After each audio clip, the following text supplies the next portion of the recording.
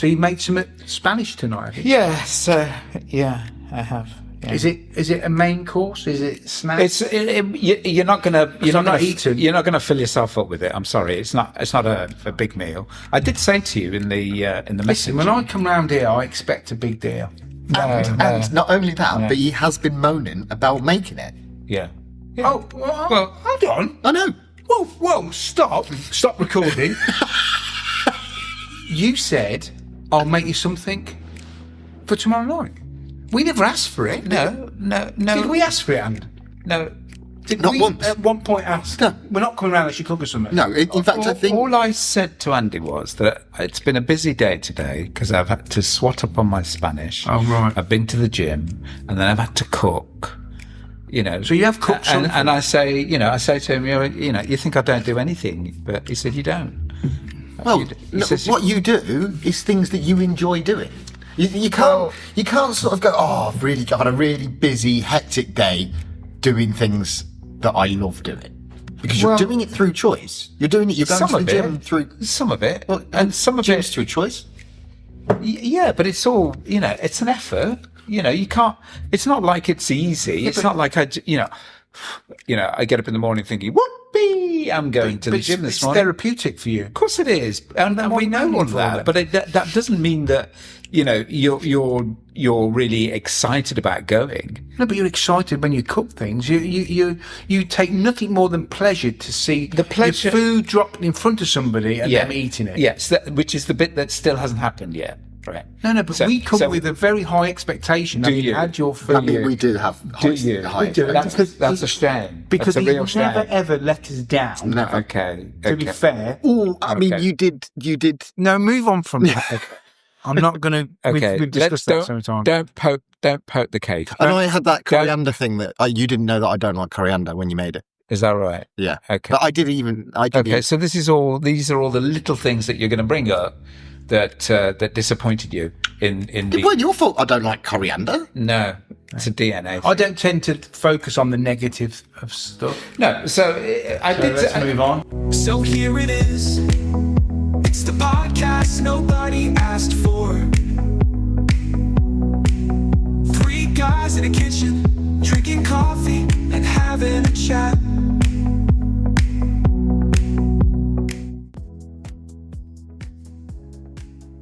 Well, it's been a while.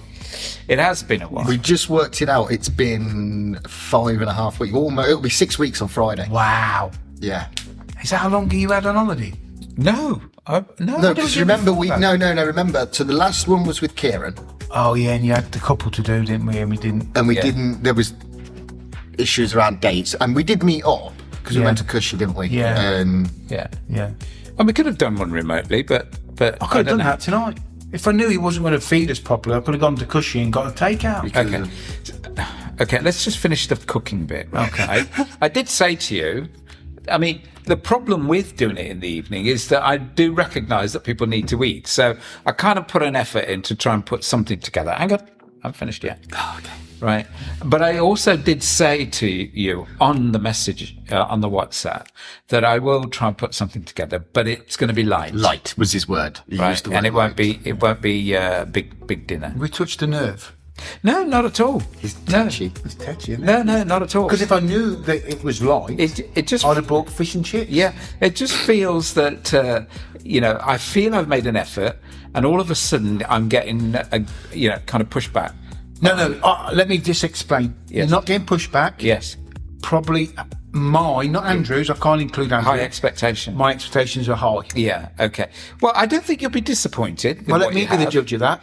Yeah. No, I can say I can say that I don't think you'll be disappointed. Yeah. But it's not going to fill your big tummy. Okay. I haven't got a big tummy. I was just gonna say that was a bit below the belt. above the belt. Above the belt. So I was thinking about what we could kick it off with. I mean, I don't know where this will take us, but we'll kick it off. You have something. Yeah. I thought it may be a good time to reflect, because it's coming up to, or it might be, a full year since we started this. And I thought it might be a good idea to perhaps have a think about and a chat about what we've achieved thus far, how we feel about what we've done and what we liked about it, which ones that I know we've had a feedback session. Yes. That's different because we did that offline. Yes. But this, I think, as a recording to talk about how we felt about what we've done over the last 12 Our months. first year. Yeah, and think about which was your favorite episode, for instance, which wasn't maybe, and what it's meant to us as individuals, and also for us as a group. Yeah. Okay. Yeah. Okay. Because something that we've not, we kind of knew each other in different ways. Well, I did, but the I didn't know intensity. Stu at all. No, and to be fair, you might, Excuse me. Excuse me, but I've asked something that is quite profound by Andrew this week. You did. I'm not going to share it. I'm not No, sure. you I'm not can't. sure which bit that I'm laughing at. What Andrew is profound. Andrew is profound, I mean, but why he thought he would share something profound with you, I don't know. no, you can tell him what I asked. Well, no, it's for you to share. It was your invitation to me. Yeah. Oh, So, okay. okay. Is this related to what we've just Andrew started can- talking about? Well, it can be related to. Well, it was a result of this. It was a result This of our podcast. relationship. Exactly. Excellent. Yeah, Well, let's kick it off. Go on. So I asked. It was a bit of a morbid conversation that I had. I think- not with you, but prior to that. And I think also you probably, I don't want to tempt you or lead you into what you need to say, but you need to reflect on why you've asked me compared to Ash. Oh, yeah. Well, there is a Oh, reason. immediately. Because I did push back on it. I hadn't. did. I haven't thought about that, but now that you've mentioned it, Yeah. I suddenly It will feel come blatantly clear. blatantly clear. And we do apologise in advance, listeners. This is not an 18+ episode, but Oh. it is of a mature theme in some areas we're going to okay. cover. Okay. Yeah. So, do you want to give a warning before we Hold start? on. I think the warning's already Well, been because given.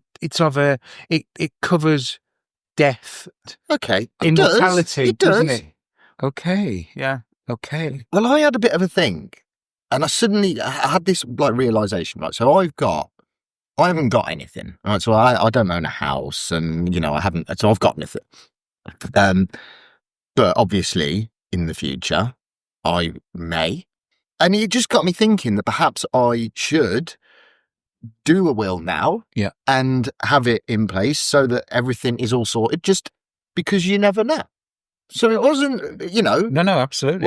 it wasn't morbid in that sense. Because you've got a daughter that who would need.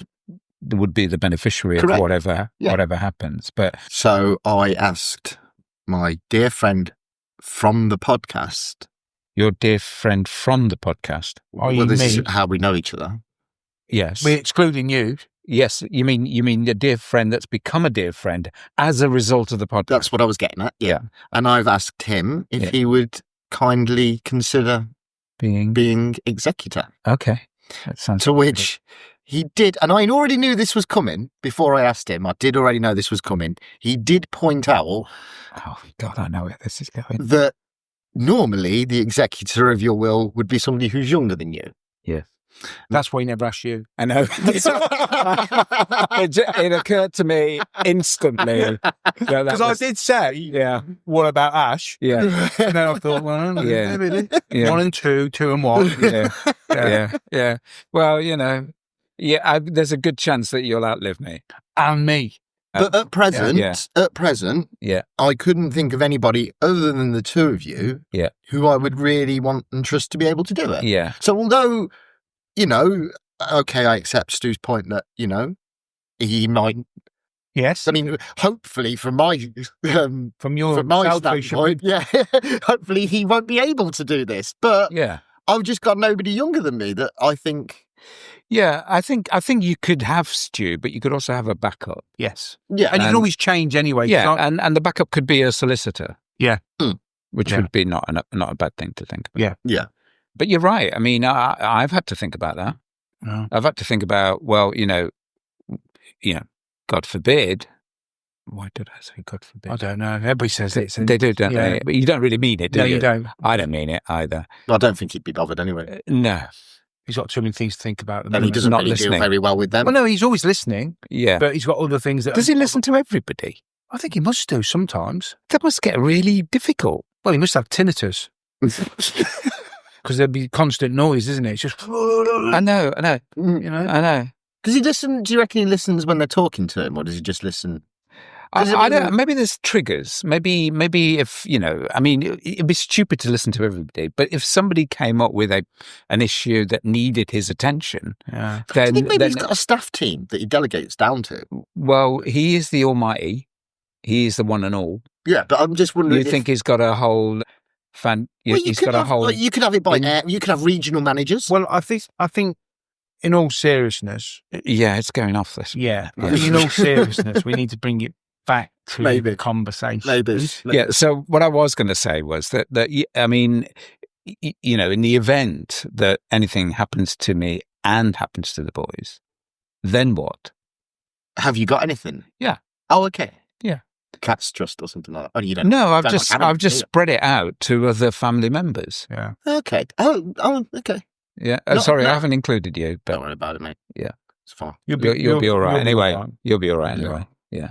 So yeah, I mean, it is funny, isn't it? You have to you have Yeah. to do these things. Yeah. And I mean, I dealt with my parents' probates and estates and things like that, and it ain't easy. Yeah. Unless you prepare for it. So I've kind of done all that as far as I can do. Mm. Yeah. So yeah. So you've asked Stewie, and what's he said? He said it would be a pleasure. I A didn't say- pleasure. Well, I said did. I'd be honoured. Have you? Honoured. Is Yes, he? sorry, honoured. He's not after anything. You can't if you're an I executive. don't think you can. Well, You- can there you? are ways. You're null and void. But anyway, Yes. rather than getting into the detail of Yes, that, yes. it was the fact that he'd asked me. Yes, and that's and that great. was based on Yeah. the podcast. It was based Yes, on the that's the point. relationship That's the of point. the Yes. podcast. Yeah. So you started off by saying, Yes. what have you done in the year? Yes. That's an example of what. So we started about a year ago, Mhm. didn't we? Mhm. And it was a completely random kind of thought that we had about recording our conversations that we used to have in the garden. Correct. And it all kind of developed from that. Well, I was a late addition, wasn't I? You were a late addition. You were an addition, and then that became a replacement, essentially, didn't it? Yeah. Unfortunately, yes. Unfortunately. Unfortunately, yes. Yeah. He's like that. I think he probably will take over completely soon. It would just be. Yeah. It would just be this one amigo. One Him amigo. on his own. Only amigo. It doesn't work. It only works. But it's been amazing. I mean, has we've done something like 25, 26 episodes. Yeah. I never have thought we would have done that many. Have you? Is that No, I'm just thinking that, yes, it's amazing how many you've done, but we could have done so much more, but we're trying to control it Yeah. and be more relevant and so on and so forth. Yeah. But I think what is evident when you get feedback, Yes. it's not what we've gotten out of it Yes. to some degree. The Yes. whole purpose is what other people get out of it. Yes. Yeah. But we can talk about that, and we've got reference points of people who have kind of fed back to us about how they've felt and stuff like that. But I think initially I want to talk more about what it's meant for us. Yeah. Right. Mhm. Okay. I mean, I have mentioned it before. I mean, for me, it's probably the thing that saved me, based on considering what had happened to my wife just over 12 months ago. And I think that I don't know where I would have gone with that. I don't know, right? But thankfully, this happened in around about July time last year. So it was only a few months after Anne passed away. Yeah. And for me, it's been very therapeutic in the sense that, for the last kind of 15 years or so, I've had a focus on just one thing, with not the detriment, but, everything else had been second to that. Put on hold, hasn't it? It's been put on hold, and I would do it again. That's not the issue. No. That isn't the issue. But in fact, I guess that's I mean, you can't really say. Can you say that at the age of when this started about 55? Could you say that my development was halted And I don't mean development in the usual sense about, kind of developing your, skills and stuff like that as you grow up. I'm talking about naturally, I might have had other interests during that time that would have developed. Certainly things like travel and things like that, we would have done a lot more of. So that would have been development, if you like, in myself as a person and so on. But that kind of came to a halt. And I actually did develop other amazing skills to be able to do what I did. Right. So it's not halted it completely, but there's a feeling that I've kind of halted that development, if you like. And suddenly this has given me a voice in a way, a feeling that I can express myself and enjoy doing that. Whether people agree with things that we say and stuff, that's not the point. I mean, the point is about getting it out. Right. And I've been able to do that. What I have been also able to do is actually talk about my situation. Yeah. Not always and every time, but when the topic allows for me to talk about my wife or about our relationship or, whatever it's to do with, I've been able to do that. And that's kind of happened almost naturally. It's not something that, I haven't sat in front of a therapist and we haven't kind of plowed through all of what we need to in that regard. It's been kind of quite naturally. It's been, you've allowed me to do it, right? Which has been amazing. So I kind of really feel that this is something that was so unexpected, and it's kind of given me some, an amazing outlook. And on top of that, and I'll let you talk about these, but on top of that, we've developed such an amazing relationship, which neither of us had before with ourselves, and maybe with other people. I don't know, but so I'll hand it over and let's see how you guys feel about what's happened in the last 12 months. I mean, firstly, just to what you've just said then. I mean, the fact that you've almost said that this has kind of been the most important thing in terms of your handling of the situation. The dealing with everything, and that's quite incredible. That that's where this is on a scale for you. And it kind of, I do feel honoured that to be a part of that. That we are a part of that together, and that makes me feel it's a really nice thing that's the case. Sorry, for me, it's been interesting. So from my side of it, the practical side of it has been interesting and challenging, but what do you mean by the practical side? the technical, the technical, the production, putting it together, which I think you do amazing. I think it's been nice to learn. When we first started, it was, the audio was completely different. And we were using a mixing desk instead of the new pod track thing. The editing has become a lot easier. Just, it did often feel quite daunting, the amount of time that I was having to spend on doing it. And then actually you do realise that without noticing, you're getting quicker because you're just realising what works, what doesn't work, and you're not putting so much focus into other areas because you can do it really quickly. So it's been a skill that I've learned. I've never done this before. I mean, I've done stuff with music before, but I've never edited a podcast. So that's been nice. And doing all the graphical stuff, that's been fun. But then obviously deeper than that, it's been a very interesting 12 months for me from when we started this to where we are now. It's been a bit of a roller coaster, and for me, this has been something that both in terms of the recording, it has been great to have that focus on something that I'm able to do and something that can take my mind into different places because of stuff that we talk about. But also it's just been great, the relationship that we've got that has come out of it, because we do generally speak pretty much every day. And, you two are my best friends, which is crazy because Ash, I didn't know you. Two and a bit years ago, we'd never met. Mm.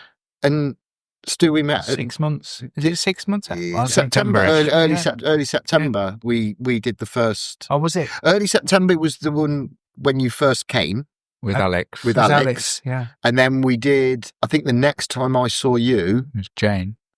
it was Jane. Yeah. And then obviously you came round. We went for we came here, and that was the matchstick cake incident that we no longer talk. And it's just crazy because And I haven't left since, listeners. I've been handcuffed to the radiators Yeah. and only laid out Yeah. on podcasts. yeah. Yeah. So yeah, it's just incredible how you just don't know what life is going to bring, and this relationship that has come so quickly into such a close friendship. Yeah. It's amazing. You know, it's so good to know that I've got both of you two there. You know, in good times and bad. You know that we can. Mm-hmm. You know, I mean, generally, I think I probably come to you two with more problems than I do anything good. But Lives change and different people might have focus at different times. But to me, that's important. So for me, I didn't come here for, I'm going to use therapy in a constructive method. Ash, you've kindly shared what you've got out of it. Andy, you had, if you don't mind me saying, you had the drink and all that type of stuff. As far as I'm concerned, I didn't have anything other than normal work, living, stress, family, and all that type of stuff. That's what I thought. But what this gives me is the ability to have a laugh. Hopefully, I'll bring that humour to everything.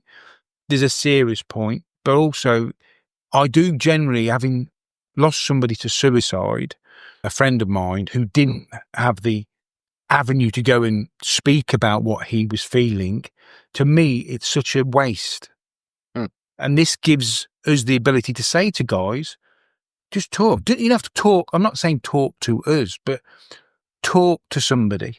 I mean, I'm at the point now where I'd rather come and do this than go and meet my mates on a Friday night down the pub. Yeah. You know, I would, and I've done it. I've come out. If you say on a Friday night, it's done. I don't, wouldn't matter, unless it's with family stuff. I get more out of doing this than most things I get out of. Well, okay. You know, and that's because it's not about per se helping me. It's helping people that I will probably never meet. Yeah. You know, because I don't know who listens to this podcast. I don't, I don't really care, but I hope it helps. I hope it helps people, male or female, to say, don't be embarrassed about saying to somebody, physically put your hand up and say, I'm struggling.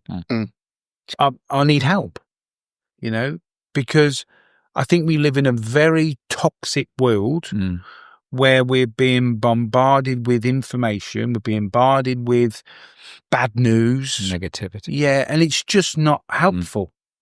And unfortunately, the younger generation haven't got the tools to deal with it.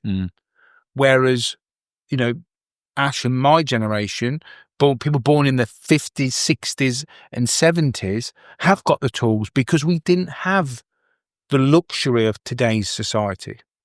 We didn't have the media outlets that are continuously 24/7 bombarded with news. Ash and I can remember the TV used to go off at, was it 10 o'clock at night, 11 o'clock at night? Yeah. The scorecard used to come up, didn't it? And that was it. Yeah. We had 3 channels. Yeah. We only had the scorecard. Yeah. Yeah. Is that all you know? Yeah. Oh, maybe it's a super. Did you not have the TV then? You used to have the scorecard.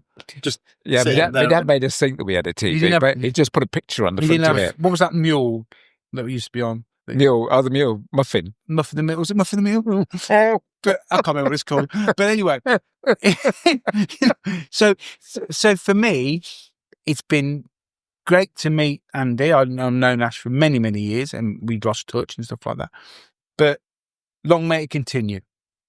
I think that when you say that you didn't come with it with therapy, and yes, there is an element of that, but I think there's what we have is not just this, where we actually come together and do this, No. but as a result of this, the friendship has grown, and we actually meet outside of this. Oh, yeah, of believe course. it or not, listeners. Yeah, but yeah. we meet outside of this, and actually, you might not talk about things personal to you on the podcast, but you do when we're Yeah. when we're together, and that's great. Yeah. That's great. Yeah. And so if our objective of doing this was to show an example of men talking, I think what it also shows is how much of a relationship you can build with other guys, right? From talking. From talking. Yeah. Yeah. And hopefully that's something that it conveys itself, and Yeah. people. That's a really good part. I was just thinking when you said that, when do men of a certain age, say 25 onwards, Yeah. when do they generally get together? Yeah. If they don't do sport, Yeah. it's normally the pub Yeah. or it's a stag party or whatever it is. Yeah. We come together on a totally different platform. Yeah.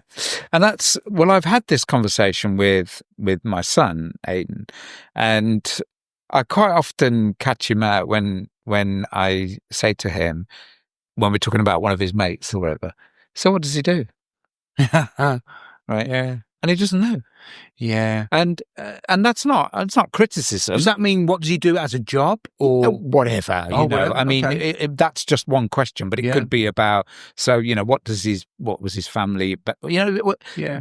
information, detail about a person that makes the person? that makes the person that Yeah. would normally and should naturally come out as a conversation, but it doesn't. No. And so you kind of wonder what the conversation is, and kind of guess, and I'm not being critical about No, it, no. but a lot of it would be banter, won't it? Which is great. And when you're drinking, it can be, it can be that kind of thing. But I'm guessing, and we were probably the same in our 20s. How much did we actually talk about ourselves and our thoughts and feelings? See, for me, I would say that probably doesn't. I was really lucky when I was younger, because my friend group, which is sadly in reality now no more, and that's been the case. It's kind of progressively gotten smaller and smaller, Yeah. the friendship group over the Yeah. years. But from primary school through secondary school and way after, at least until I was in my 30s, we had the same friendship group Right. of the lads that grew up together. Yeah. And obviously some, kid joined in secondary school. Yeah. And then obviously wives and partners came along and kids came along. So I was really lucky in that respect, Okay. because That is unusual. I had very deep relationships, very close friendships, and we did as a group, and we stayed so tight as a group from, the age of, well, like I say, in primary school, but certainly from secondary school, 11, 12, a few people came along, and then we were literally inseparable then, all the way through. Everybody that I hung around with at school came to my wedding, so I would have been 26 when I got married. We then went to another wedding, and everybody was there the following year, so I'm 27. 4 weddings and a funeral. Yeah. Yeah. I mean, when I got divorced at 30, and we were all still, he's an ass, isn't he? Yeah. I just brushed over that. Yeah, I'll just let that go in my head. Sometimes you got to just leave it. I thought today was one of the podcasts when we weren't going to have any stupid anecdotes. I mean, but it's Oh no! I mean, what's gotta the keep that. point of doing a podcast then? So we're trying to be sensible. well, yeah. No, that's No, but that's it. good. that is unusual. What It is you've described is unusual, and I was really lucky. So, in terms of at what age do men, young guys start talking. young guys about start their talking? I thoughts and can't really. feelings. No, No, you can't answer it. No, we can't, and we don't know because we're not in that group now, and we don't know what happens. But I'm just reflecting what I've been and what I talked to my son about. I might be totally wrong, and if he's listening, then he'll probably think, "What's he talking about?" But that's how I saw it. Yeah. So let's think then. What would you say is your favourite episode? Do I have to just choose one? No, of course not. Okay. I mean, because you can. there's some bits from Yes. many. Yes. In terms of the one that I think was the best, most interesting, was It Takes Balls to Talk. Right. That was your first one. Yes. Was that? I don't know. Weren't me. That's okay. But then I loved Jane's episode because I felt that was really, really deep. I loved that one. I actually quite liked the Halloween one. And I know you didn't. No, But I felt that it was a bit different because it was Yeah. a bit gimmicky. You know, that's fine. That's fine. I'd go back and listen to it anyway. I mean, I haven't listened to a lot of them for a long time. So. Yeah. I mean, the making a hash of it has got to be up there, isn't it? Is it? Okay. Yeah. So I don't think I could pin down one No. single episode as being No. my favourite, apart from maybe the first one, And? because it was the first time we'd done it. Yeah. And it brings back a nice memory Yes. of the start of all of this. Yes. So even though the sound was crap, Yeah. even though we didn't really know what we were doing and Yeah. it was kind of just all over the place, Yeah. I think it's my favourite one because Yeah. that was the first one that we did. And It I'm was just, raw. yeah, Yeah. and Yeah. it just feels, I've listened to that one loads of times. Have you? Yeah. Is that the Clifftop proposal? No, that was episode 2, 3 Men and a Baby. What was the first one? 3 Men and a Baby. Oh, 3 minutes. Which Mm. I'm unsure I can't find on our YouTube channel for some reason. So Okay. I don't know what's Okay. going on there, but I Alright. might have to, unless it's Channel. because it's 12 months and it's Yeah. just dropped out. What about you, Stu? Do you have any favourites? No, You like more? I think, as Andrew alluded to, I think everyone, and I mean everyone, has snippets of Yeah. humour. Yeah. It has snippets of sensitivity, and it has bits of things that people can relate to. Yeah. And I wouldn't say there's any that stands out with me. Yeah. I think anyone that has a little bit of laughter and a little bit of Yeah. Yeah. spontaneity and stupidity Yeah. that can relate to people, and people Yeah. can relate to that, Yeah. then if they're having a real bad day Yeah. and they just listen to one of our podcasts and they just start laughing, I find that It's nice, isn't it? rewarding. Yes. You know, I watched we've watched it after we've done a podcast, the scene where a production company asked a guy to go and stand at a bus stop, Yes. I remember this, yes. Yeah. and he just starts laughing. Yeah. The first reaction he gets from the people are, what's he laughing at? Yeah. But then it gets Doesn't- infectious. Yeah. And before you know it, another Yeah. person starts laughing, And- and he just cascades along the Yeah. queue. And there's nothing Yeah. better than people laughing. And you just think that is just totally like a release valve, Yeah. remove that stress. Yes. And I think if more and more people did that, Yes. the world would be a better place. Yes. You know, There'd be a lot of stress all over the place, though, wouldn't there? it'd be a messy, It would, because it'd been all released. or it'd be all released, It'd been all over the floor. Yeah, a bit like urinating. Oh, I haven't said that. Oh, that's a disgusting thought. Well, no, but the viewers can then relate to what we're saying about. Yeah, You know, it's very graphic. It's not like Very- embiotic fluid and all that type Ooh, of stuff, That's it. or ladies. What? You know, Where are you going with this? Yeah. well, it's actually painting a picture. I'm on about fluid, and I'm Yeah. saying what type of fluid do we Yeah. dispose of as a human being? Excessive. But anyway, we'll move on. Thanks for that. Yeah. So I have a particular favourite, and it's favourite for personal reasons, and I do think that the one that we did for my brother was very up there. Really, I think. But I feel that for me, sorry, but I feel that was so what it was. It's almost standalone. Yes, it is. It's not. It is. you know, it's- So It's personal, isn't it? it is to- personal. Yeah. But what I'm really proud of is the fact that we made it happen. Yes. Yeah. Well, you got how many guys was there? There were 6 of us all together, me and Andy and 4 other guys. So you got 5 guys. 6, 5 guys. Yes. Who knew your brother, yes, and he didn't know your brother. no, And those 5 guys, it was very evident, yes, are still moved yes. after all this time. Time. And it's an indication that you never get over grief. You just deal with it in different ways. And it was evident from those 5 guys, they've all dealt with it Yeah, in different ways. And it touched more of some of them were touched more than others. They Yeah. were all emotionally touched by it, yeah, but it just shows another indication that there isn't one size fits all when it comes to No, not at all. grief. And yes, you're right. I mean, grief and memories and, longevity about all of this. I suspect that they didn't talk a lot about him over those years because there was never an opportunity to do that. I know they meet every year, but it's kind of like, raise a glass to. And then otherwise it's say, how you doing? Yeah, how you been? How's the family? Which is fine in itself because that's a reason to meet anyway. But I think what we got out of them on that day, and it's amazing what memory is and what it brings back and brings back with it emotions. Yeah.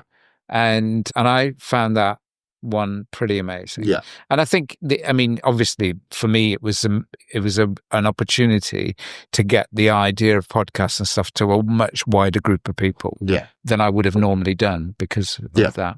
Yeah. And I think it's another example that we are kind of lucky to have this because we're lucky to have it. But then when we invite other people, it's another opportunity for them to do something that they otherwise maybe wouldn't do. Yes. And I'm thinking of when we had Jane, when we had Bally, people being able to kind of talk about something with a focus, rather than those kind of hit and miss conversations that you just kind of have in the pub.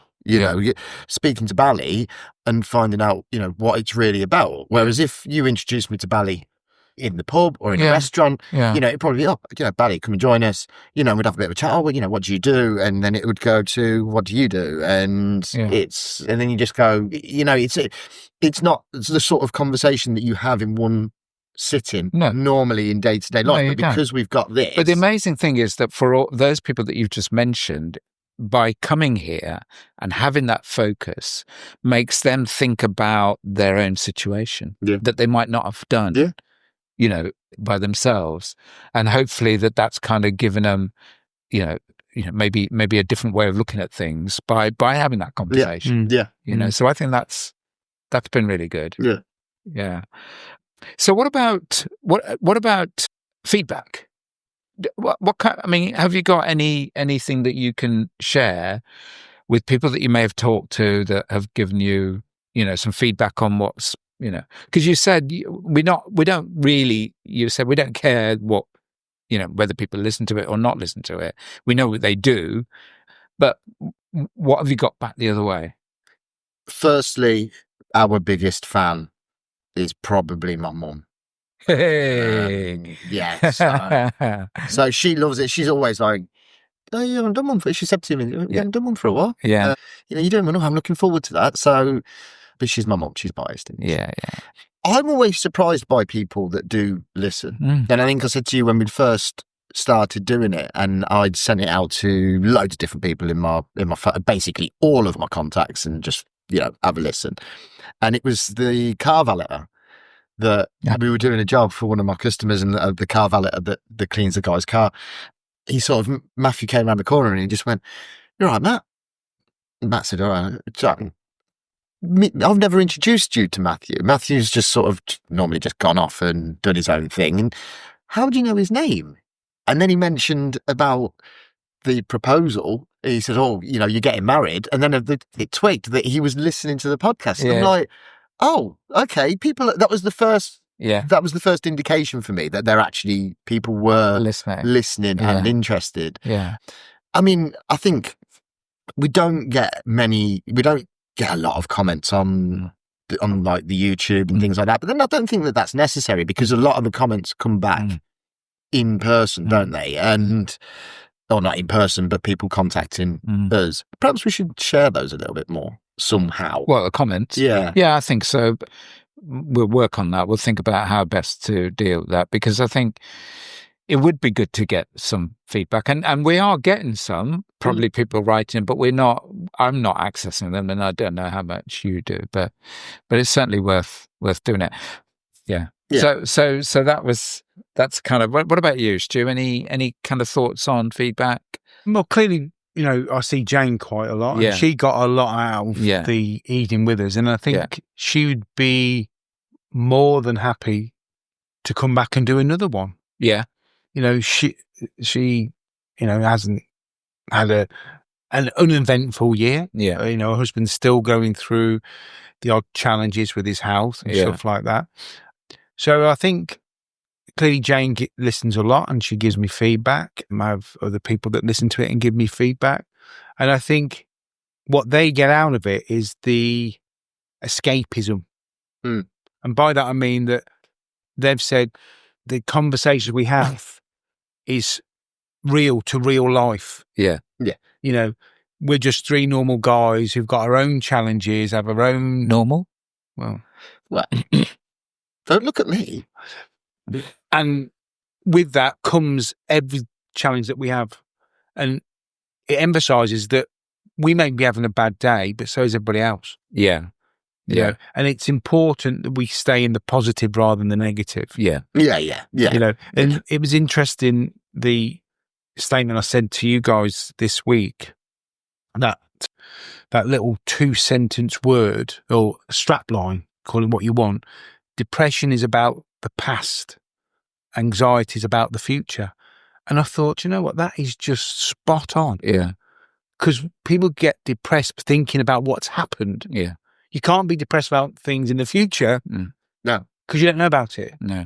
But you can't be anxious about things in the past. You can't, but you're anxious about stuff in the future. Yeah. It's like this guy I met this morning, he's got a beautiful Afghan hound. Beautiful thing. Is that a coat? It's a dog. It's them stupid things that they take to crufts and they comb. It's basically, it's got like a hairstyle. Oh no! What's it called in Afghan? Because it's from Afghanistan. Really? Yeah. It's quite obvious, isn't it? Yeah. So they use them for hunting and stuff like that. But it's beautiful. But I was speaking to him this morning. Am I thinking of the right dog? Big, massive dog. And they're like, they comb their hair and stuff. Is it just one of them, or is that a breed? Is that a breed? It's an Afghan hound, they're called. Okay. They're absolutely beautiful. But the point I'm telling you the story is, the guy who's got this dog, when I see him, we have a quick 10-minute chat about politics or whatever. And my dog will have a little play with his dog, which is really funny. This dog's about 5 foot tall. My little Frenchie's like down the front, and they just jump, and this Afghan can jump 6 foot in the hair. Are you sure you're thinking it's an Afghan hound? It's an Afghan hound. Because I've got photos of it, and they are the ones with the hair. Let's have a look. Yeah, but it's nothing like that. Because they've actually got... Nothing like Sorry, listeners. They've got... You can't see this picture, but... No, they've got hair, Ash. Look, like an actual hairstyle. Oh, it's gone. Yeah, I know what Afghan looks like. I'm just taking the mickey. Yeah, it's taking me. But the point I'm making is with this guy about being anxious, he had to go into the hospital this morning for a procedure because he had something just come up on his face overnight. And there's a name for it. I can't remember the name of it. But he was anxious because this guy's in his late 70s, and he had to go all the way into Leicester to have the procedure rather than where he lives. And just the thought of making that journey was really anxious about that. And it's just really strange when you look at things that in the future he's now thinking, I'm going to have that next week, or I'm having it today, or whatever. And it's how we deal with that.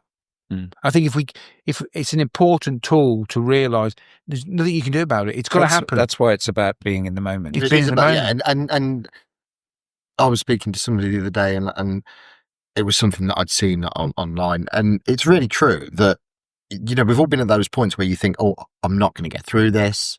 I don't know how I'm going to get through this. You know, I'm never going to get through this. We've all had those thoughts, but we've never ever been right, have we? Because we've always made it.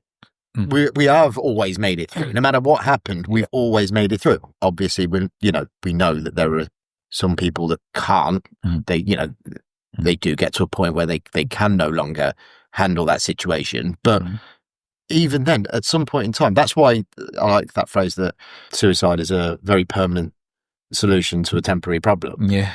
Yes. It doesn't feel like that at the time, does it? But it ultimately, all of our situations are temporary. Yeah. And every single adversity that we have ever faced, we've all got through. It's how we deal with them. Each one. We're still here. Yeah. So I think for me, from a feedback point of view, I am always very shocked and surprised when people say to me, I've listened to this or I've listened to that, and they come back with a question. Usually, when you said that in this one, what did you, that kind of thing. So I am always surprised, but I love it when people do say it. I really love it because, you've got there. They've absorbed it, haven't they? They've absorbed it. Yeah. The other thing I really like about it is that, when we're all out there talking to people, it's a really amazing subject to bring up. Yeah. For me, it's like a business card. Yeah. What do you mean? Well, what I mean by that is that if I meet people, and I meet lots of people from when you're in Spain, you mentioned it to the American lady, wasn't it? Yeah. Wherever I am. It's an icebreaker in some ways. Wherever I am. It's not just Spain, but, if I meet new people wherever I am, invariably, the conversation comes up to the fact that we do a podcast. And on the one hand, they're quite surprised because for them, it seems like a big thing, production, the format of format of it, and the fact that mostly they know podcasts that are done by celebrities and people but for somebody ordinary, to do one, I think it gets them a little bit, and so I often I don't lead with it, but it becomes part of the conversation. And often I will show them the link to it on their phone because you don't always share phone numbers with people that you meet immediately. So I do that, and Unless you meet. Unless you meet. Unless you. So I really like that. I really like the fact that there's something to leave behind, almost of us, of something that. Well, this is the problem with the technology, the world we live in today. Once it's out there, it's out there. Yeah, but you're bringing people's attention to it, and this is nice. And I think it is like a legacy. And I think it'll be nice for my daughter to listen to. She probably won't because, well, at the moment she wouldn't. And I think we've had this conversation before. That for me, it's weird. I feel really lucky that. At a point in time when I'm not here, this all still will be. And all of those conversations and all of those good days and bad days and everything else that, we were as a trio going through, it's all there. It's a recorded thing. I think, from experience, I think your daughter will enjoy it when she gets older. Yeah, she's not going to put it. Because I never knew my daughter listened to the podcast. And does she? She listens to the podcast. Really? So much so that we've just spent three days away in Spain. First time for 8 years, my wife and my daughter. My son couldn't come because he had to look after the dog. Because the rule I had with the children is if you want a dog, one of you have got to look after him because we're not putting him in the kennels. So we went away and we spent 3 days together, same hotel, shared a separate room. So we met for breakfast. Just lovely. I really, really enjoyed it. But one night I'm at home, and Eleanor comes down the stairs with a big smile on her face, right? And I look at her and say, what's the matter? She went, do you want to talk to me about them gummy bears? And the funny thing is, I tried to bring it down. It was just something, just messing around. Yeah. But interestingly enough, when we were away this weekend in Malaga, obviously, we walked past the shop, the actual shop. Yes. And she went, Dad, should we go in and get some gummy bears? Yeah. And I went, no. And but what was really interesting, and I've been reflecting on what she said, but I'm with you, Dad. Yeah. As if she wanted to try it. Yes. Because she knew she'd be safe with you, me. Yeah. And I thought that was so mature of her to say that. Yeah. Rather than just laughing it off. Yes. She said, why shouldn't we allow our children to try things in a safe environment? Yeah. Absolutely. Yeah. And the maturity of her to say it in a joking way, I found really proud that I've got a daughter that can just come up and say, amazing. Dad, she's got that comfort blanket that she can come and speak to me and Mum about anything. Yeah. Now, she'll speak to Mum about certain things, and I'm glad for that because there's certain things I don't want to discuss. But then she's got that confidence to come and make a statement a request on something like that. Yeah. So She wouldn't. Sorry, Ash. So Yeah. she wouldn't have had that ability without this. No, and I think I want to build on that a little bit because we're actually laying our souls out here, Oh, yeah. Absolutely. right? Well, I never even And- thought about it when I shared it with you guys. No. Because I didn't know she was listening to it. Yeah. But so what I'm saying is that we're kind of exposing ourselves. We're being naked. Well, We're not sitting naked here today. Yeah, just to clarify. no, in case anybody wants to create that visual image. yeah, I think you wanted to say the word naked.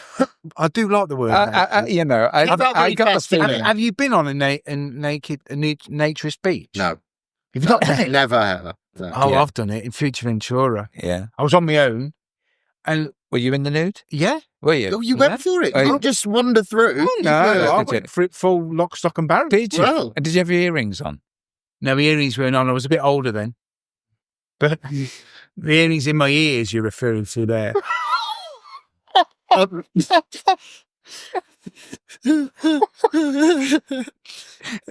Let me just correct that statement about my earrings.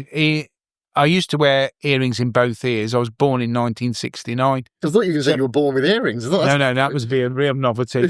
So I was a big Wham fan, so I Yeah. used to wear that. Yeah. So that's the only earrings I've had, Ash. Yeah. Yeah. But if anybody wants to look at the photograph with Stewie and earrings, maybe we'll post that. Can we do that? Well, You'd we have have to get to my ask permission. we have to have Oh, yeah, of course. we have to have permission. So If you want to post it, you can. yeah. But Clearly, I was well blessed when in my younger years, and I've deteriorated you were quite fast. beautiful. You were a really good-looking guy. I've, actually, I'm not surprised that you were a Wham fan. Yeah. What does that have to do with being good looking? Well, George Because- Michael was good looking, wasn't he? George Michael was very good-looking. Yeah, but you don't and- have to be good looking to be a fan, do you? Sure. No, but in No, the most like the real col- romantics. like the comment Yeah. that I made on the text message when he sent it to me was something about he was good looking in his youth, Was. and I'm not nice. surprised that Wham fans didn't ravish him because of his look. Which is, You know, I was a very shy boy. yeah. well, I you, was shy. Generally, I was shy. I'm not going to share why I was like that because my daughter might listen to this one. Yeah. But yeah, I was very happy with myself. Mhm. I wasn't promiscuous. Mhm. Never have been, to be honest with you. Mhm. Very loyal. But yeah, I was told that, I did quite well coming on that tree. I didn't eat many branches. Okay. the ugly tree. The ugly tree. Yeah. Well, maybe Yeah. I don't know about this. But anyway, we'll move Yeah. on from that. But so going back to what I said, that we are exposing ourselves here, Yeah. and it has two effects. I think one is that people begin to know us better because we're sharing things that we might to a wider group of people that we might not normally Yeah. share. Yeah. So I think it has that effect. I think the other effect it has is that people then recognise us of the kind of people we are. Yeah. And I think that what that allows people, I think, and my experience is that it allows people to be able to open up to you because they know How They're just normal people. well, also that we're not, we're not stupid. We're No. kind of, Yeah. we kind of talk about feelings and Yes. thoughts and stuff like that. And so I think it allows people to talk to us Yeah. openly Yeah. because of what they've heard us talk Yeah. about. Yeah. Does that make sense? Yeah, no, it does, yeah. I hate saying that. Does that make sense? Yeah. It Why just do you makes hate sense. saying I don't know. A lot of people say that a lot. It's Don't they? another acronym. You keep. Does that make grabbing, sense? Don't you? That makes sense. Does that make Does that sense? make sense? Does that make What's sense? wrong with saying that? But you're only testing to make sure we're listening to what you're saying Yeah. and we agree with what you're No, but saying. there are people who say that a lot. But you're not one Does of that them. make sense? We can keep asking that every 10 seconds, can't we? In a podcast. It's a bit reflective kind of questioning. Okay, so that's good. Do you just throw this one at you? Do you have any episodes or bits that you don't like? That I don't like. Ooh. Just throwing that out there. Well, your mind's well, negative and positive. I'm just we want to I stay wanna stay positive, but we're going to use this negativity to stay positive. Okay, then. We're going to turn this negativity. I'm going to be amazed how you turn that around. I'm going to be really intrigued. I'll do my best. Yeah, I'll do my you'll best. have to. Do you know, off the top of my head, I don't. I mean, I I don't remember a lot of the negative stuff, to be honest. And there may be, but I don't remember it, so I can't really comment on it. I wasn't. I think I do like listening back to them, and I think we had Ian here. Do you remember Ian from the gym that was here on one of the episodes saying that he likes to? I forgot that. He likes to watch something over and over and over again because every time he watches it, he gets something different from it. And it's a bit like that with the podcast, that every time you listen to it, you get something else from it. Yeah. That's not answering your question, I know, but I mean it's probably a fair answer. I think it's just saying that no, I don't think there's anything there that I didn't like. I mean, there may be some of the, there were maybe some that rambled a little bit in Went off on a tangent. Yeah, but that's because we're unscripted. Yeah, I agree. We're raw, aren't we? And also, that so goes raw. back to what Andy was saying about his kind of focus on the technical side of it. I think that if we, and I don't know how it's done professionally in podcasts, but if I assume that they are heavily edited, right? Yeah. And you don't have the time and effort and energy to be able to do that. And I understand that. And I think for that reason, it flows better in a way. You're not breaking it up. You're not chopping it around and moving to somewhere else. They generally go out as they are. And I don't have a problem with that because I think, one, it reduces the effort that you have to put into it anyway. And I think it's good for people to see it raw. Yeah. Really. I think coming back to that point about the length of the podcast, I listen to some podcasts. I mean, there's what I'm trying to think to find the guy's name. He's an ex-Navy SEAL, and he interviews loads of different military people. And some of them are on for 4 hours. Yes, really? You can get 4-hour-long podcasts, yeah. I mean, literally, and I listen to it in snippets. Yeah. I listen to Chris Williamson. I don't know if any of you listen to Chris Williamson, but he's got a really good podcast. Yeah. And he was doing one with Jimmy Carr. Now, Jimmy Carr, the comedian, love him or hate him, right? But when you hear him when he's not on stage, different person. That guy is such different person. Such a interesting individual on his concept of life. Yeah. Interesting. And what he puts across. I was listening to his on the train coming back from London. And how long was that? Some for about an hour and 20 minutes. I usually find the Mo Farah ones go on a long time. Do you know what's really bad? That's an absolutely terrible joke. Because Mo Farah's a long distance runner. Is that what the joke Where's was? that link into this? That wasn't even. That's what I didn't. Pathetic. That was. You could go and do better than that. What was that? And he's laughing about something that's so pathetic. I think at that point, can we have a break? Do you want a break? I think we need a break. I think because you need to go and just have a swallow of cold water. Okay. Pathetic.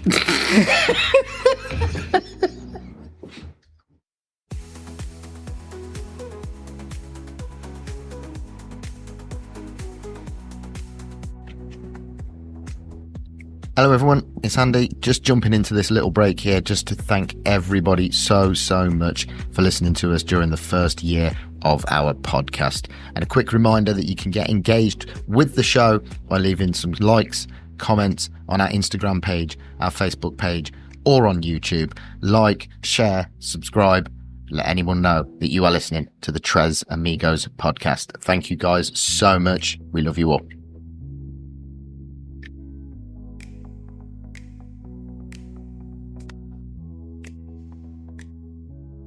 Well, you were going to... You had some... Well, okay, I mean... Well, can we just... Yeah. Sorry to pause you there for a moment, but we left on a pathetic note.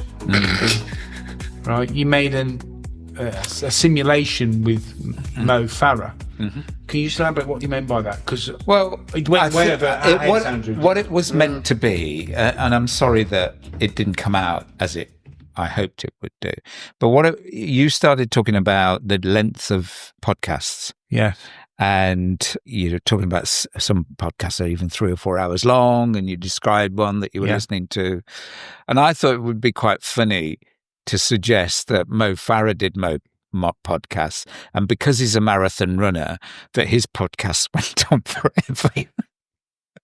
I mean, he's still laughing about Still it. laughing about it. I mean, he's still pathetic, but I thought it was important that he got it out for people that listen to this podcast. He's still. I mean, thank God he's not a comedian, because he would die, wouldn't he? He'd have one show, yeah, and that'd be it. Burned out, wouldn't he? Yeah, but to be fair, I don't have too many bad ones. That one isn't bad. Oh, you That was do. the We worst. just humour you. That one was the worst. Okay. I mean, we do humour again. Some of them are pretty bad. Some of them are pretty Yeah. bad. Are they pretty bad? But Actually, there's good in bad. Is Yeah. there? Yeah. I'm glad that you've got that off your chest now. Yeah, I have. Right. You said that you wanted to share something else. Oh, no. I mean, all I wanted to share with you is just briefly, I don't want to go on about it too long, but it was an emotional day for me yesterday because it was Anne's birthday. Oh, okay. And it was something that I'd decided that it'd be something that I would celebrate every year still. Partly because, it's more of a uplifting event than anything else. Partly because I want to mark her in some way by inviting people to eat with me and stuff like that. So last night, the boys, Anisha and Anne's best friend Diane, we all went over to San Carlos and we had a dinner In Birmingham? in Birmingham. Because that was one of your favourites. Is it still one of your favourite? And it was one of Anne's favourites. So that was kind of like marking that. And bringing Diane was a reason for me, was for the boys to spend time with somebody who was, grew up with her. And as I hoped, we did, she did share some stories and stuff like that. Nice. That was quite nice. Also that, on Saturday, I've invited, Anne's family and a couple of friends, not friends, but a couple of people as well, to join me for the day, and we'll spend the day doing that. And I'm hoping that I might continue to do that on a regular basis. And I guess that one of the things I probably felt that I wanted to do was to continue to mark her existence and the fact that she was here. But also, I thought would be to give people a chance to talk about her. Now, I've thought about this, and I'm thinking, well, actually, as time goes on, people don't really want to talk about her, to be honest. And I can understand that, for God's sake, And whether I disagree with that. no, this is my experience. You can't. No, I'm saying that for me, that's your experience. For me, Yeah, I'm always talking about my relatives. I went to a funeral the other week when my auntie died. yeah, And I don't know what, he's my cousin. He said to me, "Thank you for coming." yeah, And I went, "It's my auntie." Yeah. I'm not going to forget my Aunt Nance. No. And I don't want to forget my Aunt Nance. I don't want to stop talking about my Aunt Nance or my nan and granddad and stuff. So to hear you say that, to me, I'm thinking, it's important that we still talk about the person. It's important that we remember that person because they're part of you. no, absolutely. But what I'm trying to explain is that in my mind, I feel that I want people still to talk about her. Okay. But I'm trying to be realistic and say, well, actually, people don't always want to continually talk about somebody that's passed. And me providing the platform for people to do that, i.e. by inviting around on a birthday and things like that, I'm foolishly thinking that that's the time when people all want to talk about it. Well, there may be some of that, but I'm kind of lowering my expectations. I don't think that me wanting always to talk about her, that's what other people want to do, right? But that's fine. That's fine. I think that sometimes... Was that just on her birthday or whenever? You don't want to make a specific event for her birthday. Yeah. Being specific about Anne or in general. I'm trying to understand what you're conscious of and what you're... Well, I'm just conscious of the fact that what is it that I want? So right? what do I want? Do I want people when they come and visit me to start talking about Anne? Maybe, maybe not. As I say, I recognise that people don't want to always talk about, but maybe an acknowledgement would be something that'd be nice. But I don't expect people to talk about her in any great depth, really. I think it's something that we as a family, close family, might do that. And that's another aspect of it, really, because I think even as a family, me and the boys, we probably don't talk about her a lot. And, occasionally, make comments, we'll see a picture or something like that, we'll talk about it. But it's not something that we consciously do. And I'm conscious that from the boys' perspective, I probably need to be sure that they are dealing with it. And the only way to do that is to talk to them about it. And I don't know how I do that. It's not easy, right? But we'll find a way. We'll find a way. So I think that sometimes it's more easy to talk about these things to strangers. Yeah. People who don't know her, which is not great, because I'd like people to talk about it that knew her rather than that. Yeah. So the reason I mention this is because when I came back on the plane back from Spain, I happened to sit next to a woman, and we kind of, you always look for a reason to start a conversation, and I can't remember what it was, but we started talking, and very quickly I became aware that she'd lost a partner a year ago. And of course, once she made a conversation, there's a connection then, isn't there? We talked about it. And for the next 2.5 hours, we just talked non-stop. And it is amazing that when you have a shared experience, that you can support and empathize amazingly well, because all the things that I was saying, she was just bouncing them back at me as exactly the same. I mean, our situations are slightly different. I mean, her partner, she'd known him for about 7 years, so not the same length of time.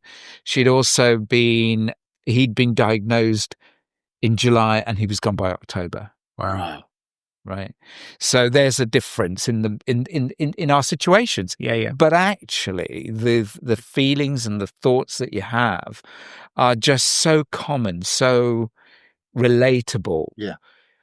And I don't think I'm wrong in saying this, but it's like we were one by the end of it. We were kind of like, best friends by the end of it.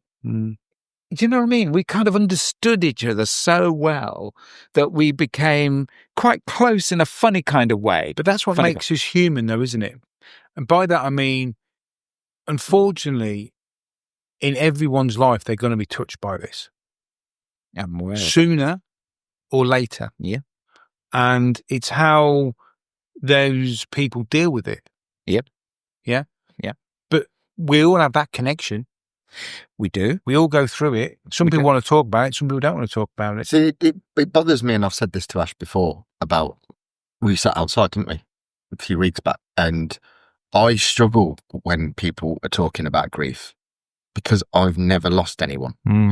I've lost my grandparents, but I was 5, 6, 14, I think, when my granddad died, but he lived a long, he lived in Newmarket, and so I'd see him once every 6 weeks during school holidays for a day. So there's not that emotional attachment, is there? And then my granddad passed away when I was 18. Yeah. But he lived in Scotland. I probably saw him a dozen times. Yeah. Those are the only people that I've lost. So talking about grief, for me, it's quite incredible. It's quite nice for you to have said what you said at the beginning about what this has done for you, and that I've been a part of that, because when you're talking about loss and grief, I've got nothing.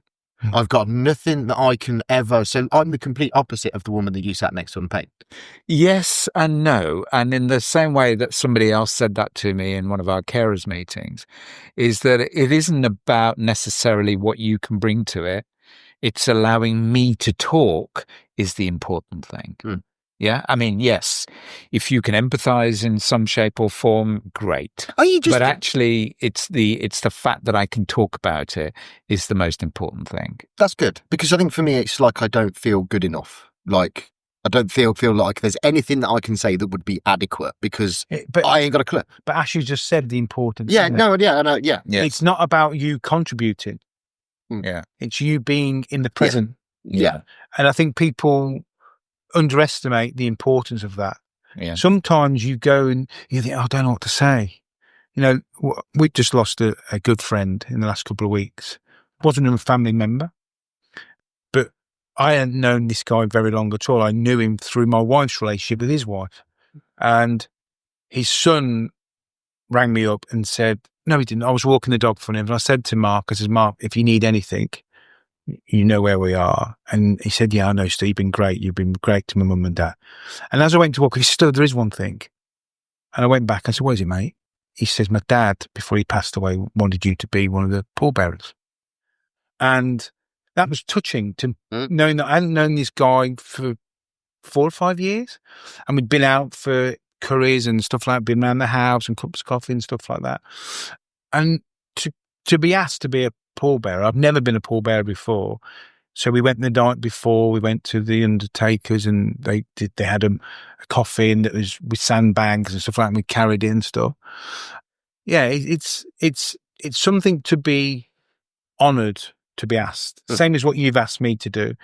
Because, those things impregnated now.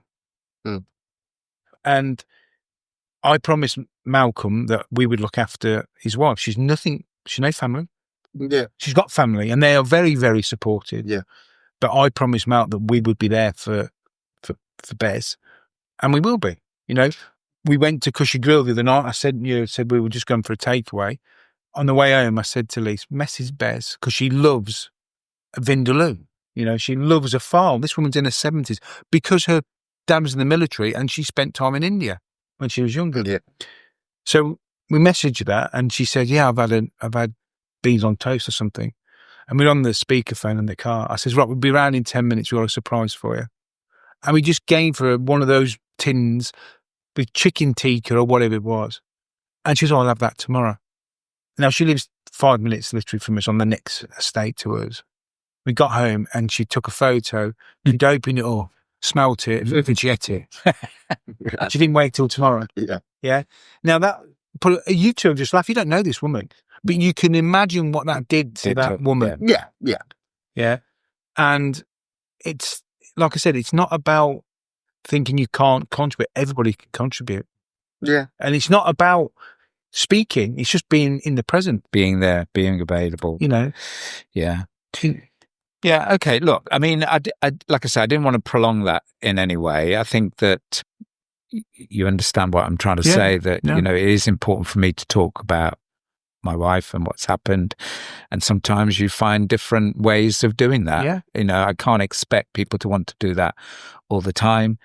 But, I still miss her and I still have ways in which I reflect about her. And this is the kind of thing we shared with this woman on the plane, that, we find ways of remembering, and often it's on our own. Yeah.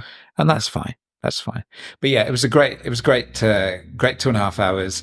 And by the end of it, of course, the podcast was mentioned.